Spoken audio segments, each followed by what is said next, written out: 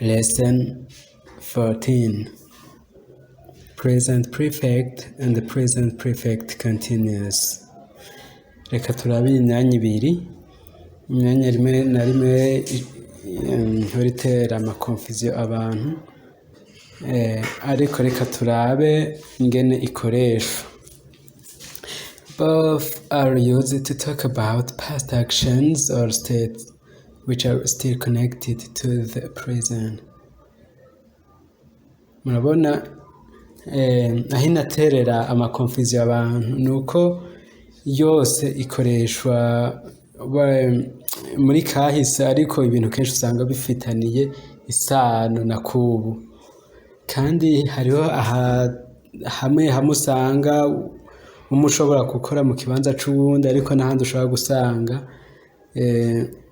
umwanya umwe udashobora gukora mu kibanza c'uwundi. Mvuze nk'akarero kw'iki kinda gisiguye ikintu ca muri kahise gifitaniye connection, gifitaniye donc connections n'ivyubu. Nk'akarero mvuze nti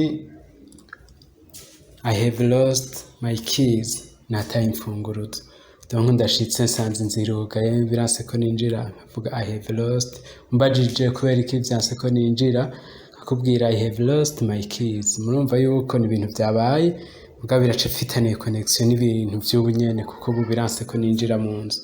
So let's look how we use each tense.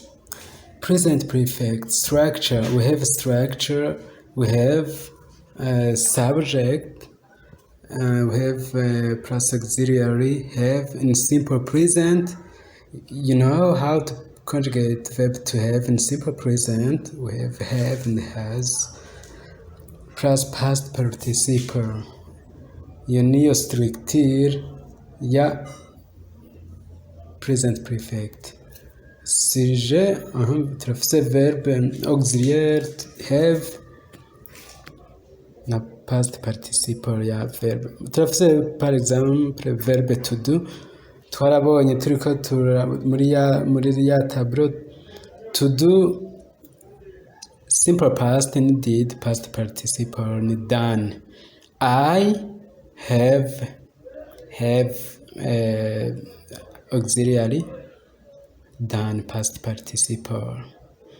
I have done my homework. He has seen the thief, negative form.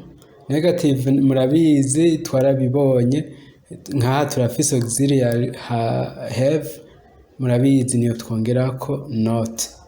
He has not seen the thief.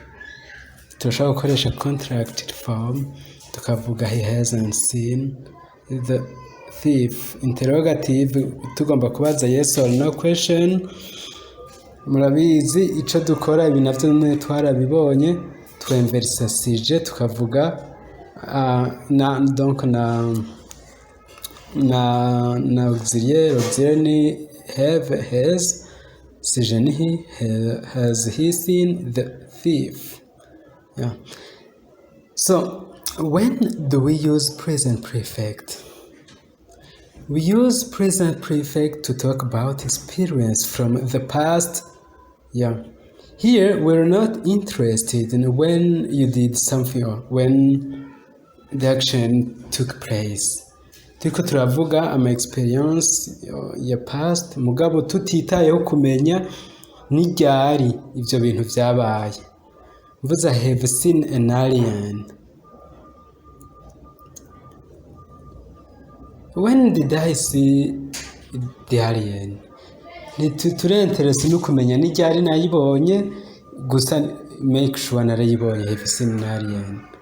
I have been to America. But now I'm in Burundi. Si kibazo cyo kumenya nabaye muri Amerika cyari, oya make sure gusa naragiyeyo, narabayeyo. Gusa ubunye ndi mu Burundi. Ntimumbaze nagiyeyo ryari canke nabayeyo ryari, oya si ikibazo cyo kumenya yesterday or last week cyangwa mvuze nti I have gone to America. Ni ukuvuga ubu nimba mba muri Texas cyangwa Washington, ni ukuvuga I have gone to America. Yes, ntumbaze ngo ni yesterday, donc nta kibazo cyo kumenya ngo byabaye ryari, ni ikibazo cyo kumenya iyo information gusa. Iyo muri past mugabo tutiriwe turamenya ni ryari. We use present perfect. We often use it to talk about experience up to the present. Have you ever eaten snails? My birthday was the happiest day I have ever had. On akayeva turiko turavuga experience kugeza ubu. Have you ever eaten snails? Waje ko urajya ibifyera. My birthday was the happiest day I have ever had. Kugeza nizi same birthday niyo munsi which was the happiest day. We use present perfect to talk about a change or just new information. The price of beans has gone up. John has broken his leg. Urabona turiko tuvuga change, ishanjima y'ibintu, canke turiko twongera tuvuga information nshasha.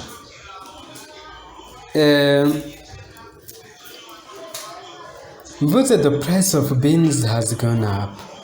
Nimba ejo byagugwa 1,000, umunsi bikabigugwa 1,100, numva ni isi canke nkakubwa nti John has broken his leg.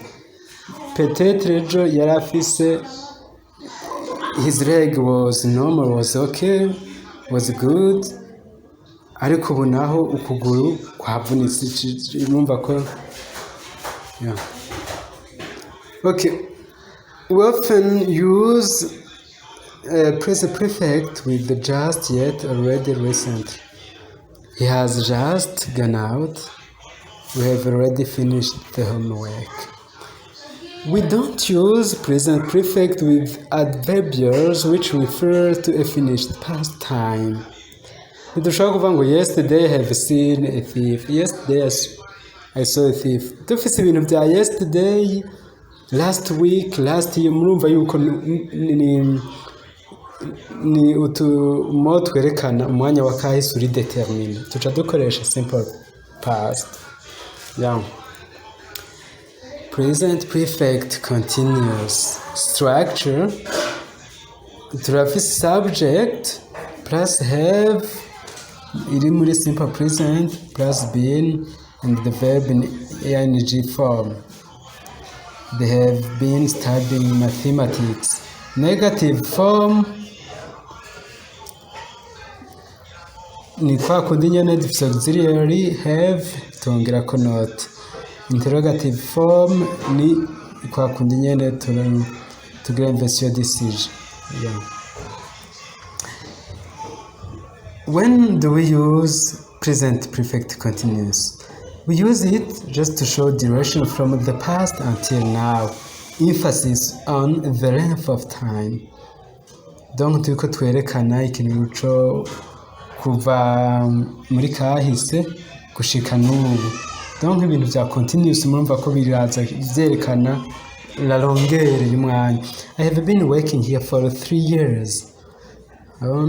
Donc mparuye igihe nari itanguye gukora kugeza n'ubu haraca imyaka 3. Donc maze imyaka 3 nkora ngaha. But we can use it just to show completion in the past. But we still have effects now. Tushobora kuyikoresha tugomba kwerekana ibintu vyaheze mugabo dusifise donc ama effet. Ngiye hanze nkabona haratose nkavuga nti it has been raining. It is wet, ndabona amazi haratose. It has been raining. Yeah, urabona byaheze mugabo we still have effects. Present perfect versus present perfect continuous. Compare these two tenses. Present perfect and present perfect continuous. Turabe comparison ingene twokompara ibintu. Yeah. We use present perfect when we are focusing on the result. Turiko dushimikira kuri resulta y'ikintu. I have washed my clothes. Zisa neza namesha impuzu zanje, niyo mpamvu nawe they are clean. Nshatse kukubwira nawe they are clean. Ubu zisa neza. Kuko yeah. Here we focus on the activity. Ubundi mbonye uratose, nkubajije kubera iki utose. I have been washing my clothes. Donc ndamesa yuko ndamesa impuzu zanje. I am wet now. Donc ndatose. Hamwe tushimikira kuri resulta andi tugashimikira kuri activity. Yeah. Andi ugasanga uri umuvyeyi ubonye umwana aje kuraba televiziyo wari umwanya yuko yari kuba ariko ariga ukamubaza why are you watching TV this time? Uri kuraba televiziyo zisaha. Mwana akakwishura ati I have done my homework. Nakoze devoir yanjye. You see? I have done my homework. Nakoze devoir yanjye. Yeah. Canke aha naho muvyeyi akabaza umwana sinzi peut-être ahantu gahunda bari bafitaniye akaca mukubaza ati why haven't you come on time? Kweri kutaje kugihe. I have been doing my homework. Nariko ndakora my homework. Yeah. Donc hamwe focusing on the result and on the activity. With how many and how long? Yeah, when we answer to these questions. She has read 3 books this week. Twabonye yuko dukoresheje yesterday canke last week n'igihe caheze kandi kiri fix. Muga tuvuze this week canke today. Ni umwanya ukibandanya. Yeah. She has read 3 books this week. Aha tuza twishura how many books. Yeah. Ariko tugiye kuri present perfect continuous. She has been reading that book all day. Umuntu yafashe umwanya yamye yarasoma ico gitabo umunsi wose. She has been reading that book all day. Yeah. Donc hamwe kwerekana ikintu camaze umwanya andi naho kwerekana just ikintu caheze. Ese turiko focusing on the result. So we have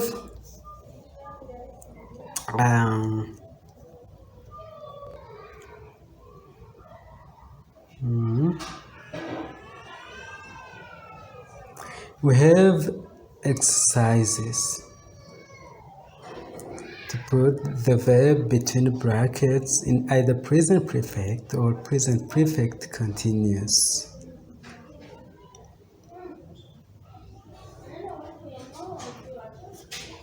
Yeah, a story or afternoon. Yeah, to write.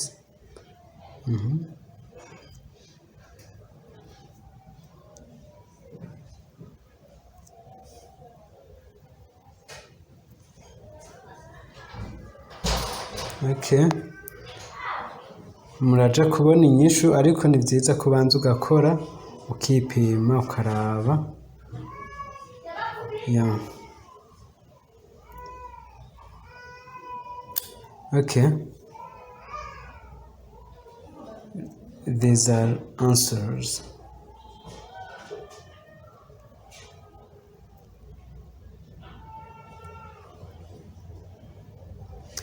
This is the end. Thank you.